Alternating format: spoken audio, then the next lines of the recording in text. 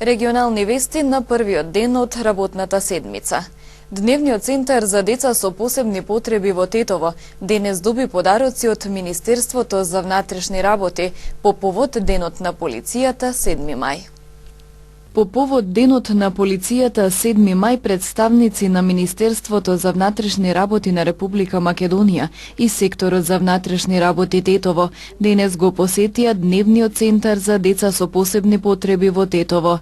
Втора година поред, полицијата доделува пригодни подароци за лицата кои престојуваат во овој центар. По повод Денот 7 мај, Денот на полицијата, тука сме во центарот за деца со посебни потреби. Сакаме да изразиме поддршка и воедно сакаме денот да го обележиме во овој центар. Тука од наша страна беше донесена една скромен подарок, се со цел тој подарок да се употреби за нивните цели. Децата заслужуваат уште поголем третман и од наша страна и од страната на другите институции. Оваа традиција ќе продолжи и во иднина. Денес во Дневниот центар за деца со посебни потреби во Тетово од страна на министерот е донирано еден клима уред, а исто така и средства за работа. Во име на децата од Дневен центар и персоналот, голема благодарност за Министерството за внатрешни работи и во прв ред за министерот кој втора година поред мисли за нашите деца и за нашата установа. Инаку Дневниот центар за деца со посебни потреби редовно го посетуваат 16 деца, а всушност има капацитет да згрижи 25 лица. Со нив работат 2 дефектолози, 4 медицински сестри и 1 социјален работник. Повеќе награди и признанија за средношколците од Техничкото училиште од Гостивар на државниот надпревар Електромашинијада. Во силна конкуренција беа забележани одлични резултати, кои се крунисаа со 2 први места. Средношколците од Техничкото училиште од Гостивар забележаа значителен успех и резултати на државниот надпревар Електромашинијада, кој се одржа во Кочани на 5 мај. Во конкуренција на тимови од сите средни стручни технички училишта, Гостиварското се врати дома со 2 први и 2 втори места во различни категории. Имаме освоено 2 први и 2 втори места, како и повеќе пофалници. Учениците Рахметула Муареми од смерот енергетика го освои првото место под менторство на професорот Иван Новески. Ненад Џурчиновски исто така го освои првото место од машинскиот смер под менторство на професорот Бошко Семојловски. Двете втори места ги добија Бори Мустафи од електроинсталатер монтер смерот под менторство на колегата Кемал Садико и Марзим Тейри, исто така второ место автомеханичар под менторство на професорот Талјац Жупани. Ја користам оваа прилика во моје лично име и во името на сите колеги од Техничкото училиште, на учениците и нивните ментори, да им го честитаме успехот, со надежба иднина да освојуваме уште повеќе вакви награди и успеси. Професорите ментори се горди на постигнатиот резултат на своите ученици. Тие порачуваат дека успехот доаѓа како резултат на работа, труд и вложување во практичната настава. Изразуваат надеж дека децата ќе продолжат да нижат награди и на идни надпреварувања.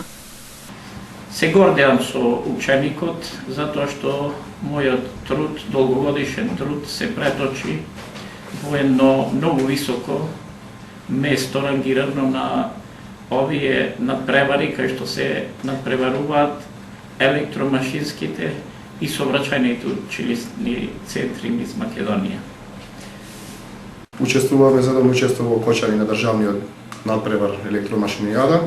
Добивме прва награда со заварување со ученикот Ненад Џурчиновски. Ни помогна целиот персонал. Прв пат учествуваме, прв пат бевме, прв пат усвоивме. Ни помогна целиот персонал, благодарение директорот, вложувањата во училиштето во практичниот дел. и задоволство ни беше што учествувавме. Се надеваме на понатамошни успеси. Во пресред на описите во средно од техничкото училиште ги повикуваат полуматурантите да го продолжат своето образование кај нив, порачувајќи им дека иднината е во техниката. Државниот надпревар електромашинијада годинава се одржа по 34 пат. Ученици од Хрватска денес го посетија најмалиот етно музеј во Джепчиште во рамки на 5-дневната посета, организирана од Македонско-хрватското друштво од Тетово. Гостите ги посетија и Лешок, скијачкиот центар Попова шапка, Скопје и Охрид. Најмалиот етно музеј во тетовското село Джепчиште денес беше посетен од 60 основци и средношколци од Хрватска. Посетата е во рамки на проект на Загребачката жупанија со кој се воспоставуваат контакти со иселени хрвати ширум светот и преку заеднички активности се запознаваат со начинот на живот, како и културно-историските обележја во земјата во која живеат иселените хрвати. Ту боравимо веќе 5 дана. Овде сме веќе 5 дена. Нашите домаќини од Македонско-хрватското друштво не прошетаа во Скопје, Тетово, Охрид, Свети Наум, Шарпланина и еве во најмалиот етнолошки музеј на светот. Децата се сместени кај деца хрвати, а ние возрастните во хотел. Многу сме пријатно изненадени од гостопримството на домаќините, но и од убавината на природата и уметничките и културните вредности со кои Македонија изобилува. Ние видовме само дел. И сега имаме причина повторно да се вратиме тука за поубаво да го видиме. Македонско-хрватско друштво овие денови имаше гости од Загребачка жупанија, каде заедно со жупанијата присуствува и деца од 17 училишта, каде што заедно со нашите ученици, каде што изучуваат хрватски јазик, си има и своји активности. Така што има изучување некои си ракотворби, така нашиве деца ги збогатија со нивното знаење.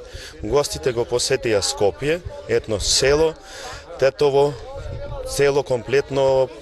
Бевме в Лешок, сега сме овде кај господинот Моне во најмалиот етнолошки музеј, бевме Попова шапка, во Охрид поминавме прекрасно. Се надевам дека нашите гости се задоволни од нашето гостопримство и каде што идната година се надеваме дека и они ќе бидат добри домаќини како што сме ние. До сега најмалиот етно музеј во тетовското село Джепчиште го имаат посетено преку 30.000 гости, а токму од Хрватска до сега повеќе пати имало ученици кои во рамки на своите посети на Македонија неизбежно навраќале во музејот. Од Хрватска и друг пат доаѓале, значи соработуваме ние, но со тетовското друштво македонско-хрватско секогаш е активно и носи гостите тука во најмалиот етно музеј на светот. Еве и сега гледаме околу 60-70 луѓе дојдоа тука.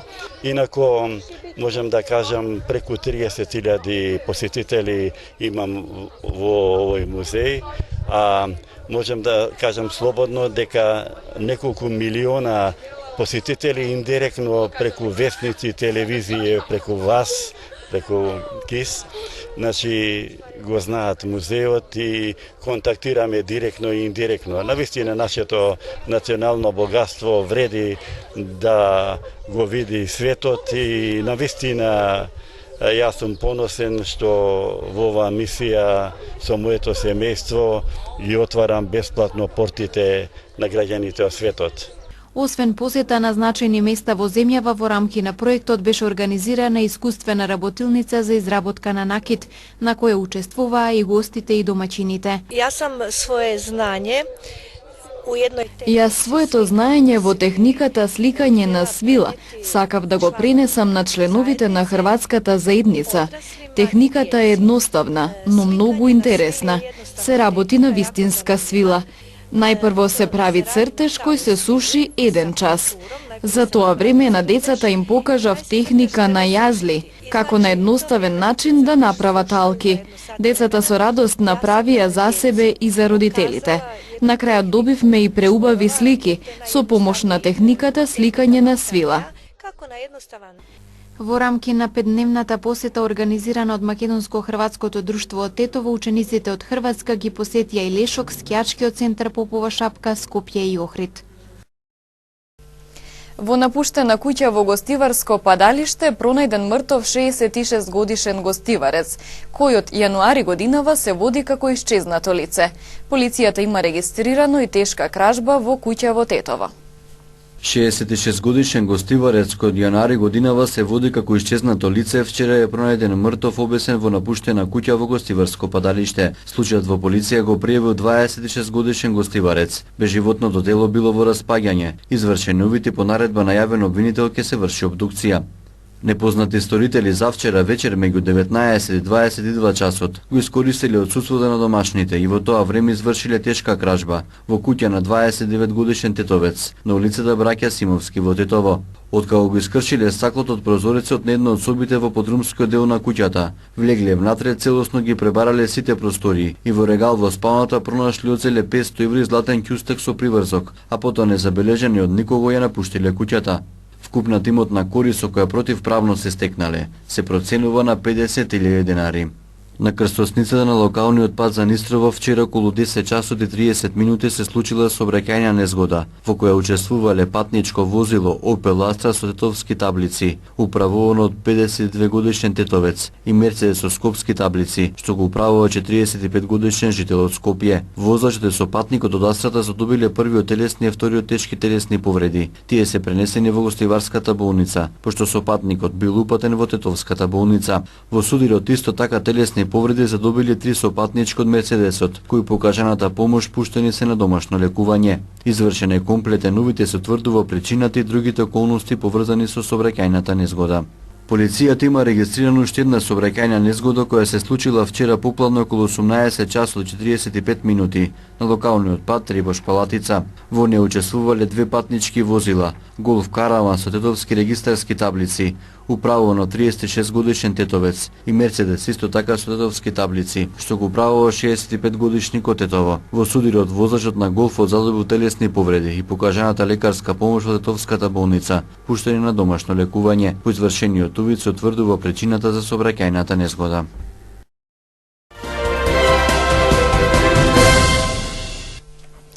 Следуваат информациите од спортот. Еден од најпознатите тетовски фудбалери и тренери, Бошко Ѓуровски, стана нов шеф на стручен штаб на фудбалскиот клуб Црвена звезда од Белград. Познатиот тетовски фудбалер и тренер Бошко Ѓуровски е нов шеф на стручниот штаб на Црвена звезда од Белград. Одборот за итни прашања при клубот ја донел оваа одлука по заменувањето на досегашниот прв тренер Божовиќ. За Ѓуровски ова ќе биде втор пат да биде шеф на стручниот штаб на Звезда. Во 2007 година тој дојде на местото на Душан Баевиќ и уште истата пролет ги освои и купот и првенството на Србија. Ѓуровски е роден 1961 година во Тетово, играл за пионерите на Тетекс, а со 14 години станал дел од екипата на Црвена звезда. Играл 509 надпревари за белградската екипа и има дадено 103 голови за 9 години кои ги помилал во првиот тим. Во првата фудбалска лига Вардар од Скопје на 4 кола пред крајот на првенството стана шампион. Со победата од 6-0 над Македонија Ѓорче Петров, Вардар освои вкупно 75 бодови кои не може да ги стигне Шкендија на втората позиција, сега со 62 бода. Инаку Шкендија во рамки на 32-то коло ја совлада екипата на Бергалница од Штип со 3-0, со головите на Ибраими, Абдурахими и Радески. Реново во Битола претрпе пораз од Пелистер од 3-0. Ренова е на петата позиција на табелата. Во наредното 35-то коло, Шкендија гостува на Македонија Ѓорче Петров, а Ренова го пречекува Силекс. Фудбалерите на Тетекс во втората лига освоија 3 значајни бодови во борбата за опстанок. Во саботата на игралиштето на спортскиот центар совладана беше екипата на Влазерими од Кичево со 2-1. Головите ги постигнаа Филип Јовановски во 28-та минута и Тони Брњарчевски во 63-та минута. Гостите поведоа уште во 3-та минута преку Митев. Тетекс е на последната позиција со 21 бод, но исто толку бодови има и предпоследната екипа Неготино. Исто така и екипата што е на 8-та позиција, Тиквеш од Кавадарци, има 22 бода, па Тетекс има можности во последните кола да се избори за опстанок. Првата прилика е токму средбата со директниот противник и ривал пред последната екипа на Неготино, каде се игра следниот надпревар од 26-тото коло во сабота 13 мај. Новоизбраниот председател на Франција Емануел Макрон во победничкиот говор изјави дека ќе и служи на неговата земја со понизност, сила и љубов. Тој на вчерашните избори доби 66% од гласовите пред кандидатката на крајната десница Марин Ле Пен. 39-годишниот Макрон се појави пред неколку илјади приврзаници пред музеот Лувр во Париз со химната на Европската унија Ода на радоста. Тој притоа вети дека ќе стори се французите да немаат причина да гласаат за екстремните опции. Европа и светот очекуваат од нас да го браниме духот на светлината, кој е под закана на толку многу места. Тие очекуваат да ја браниме слободата на секаде, да ги заштитиме угнетените. Тие очекуваат да донесеме нова надеж, нов хуманизам. Макрон, кој беше придружуван од неговата сопруга Брижит, оцени дека на Франција и предстои огромна задача во обезбедувањето парламентарно мнозинство со цел да се направат неопходните промени за иднината на земјата. Ќе ви служам со понизност, со сила, ќе ви служам останувајќи верен на републиканските принципи, слобода, еднаквост и братство, ќе ви служам со верност на довербата што ми ја укажавте, ќе ви служам со љубов, да живее републиката, да живее Франција. На центристот Макрон му требаа само 3 години од непознат владин советник да стане најмлад председател на Франција од Наполеон. Неговиот избор всушност ја донесе долго очекуваната генерацијска промена во француската политика, каде што со децении доминираат две партии. Макрон ги фрли на колена традиционалните партии, но всушност тој се доживува како продолжение на мејнстрим политиката, многу повеќе лево, иако е центрист. Ветува големи промени во политиката на работната сила и оданочувањето, но останува со циментиран став кога станува збор за членството во Европската унија и еврото. Победата на Макрон е и своевидно избегнување на бранот економски и политички национализам, што помогна во Британија да победи Брекзитот, а во Соединетите држави Доналд Трамп.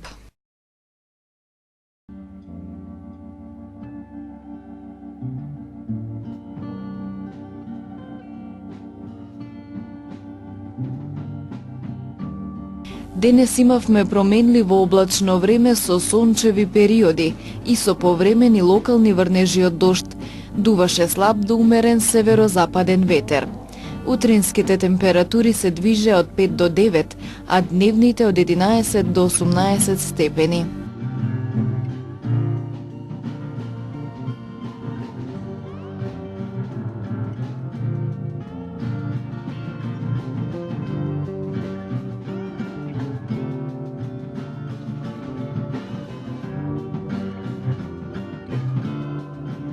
Утре не очекува променливо облачно време со повремени врнежи од дожд. Ќе дува умерен северозападен ветер. Утринските температури ќе се движат од 4 до 8, а дневните од 10 до 16 степени.